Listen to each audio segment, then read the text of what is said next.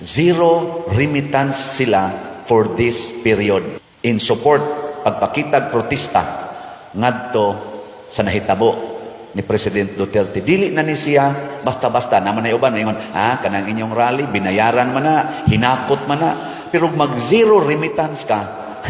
Di na basta-basta oy, apil ng ilang pamilya ang nag-suffer. Imagine na kana nga reaction. Nya gabaha na ron sa social media nga daghan ang moingon, mo apil ko. Mga igsoon, isip pari, na alarm ko ani. Nga naman, matod pa sa panultihon lagi, Vox Populi, Vox Dei.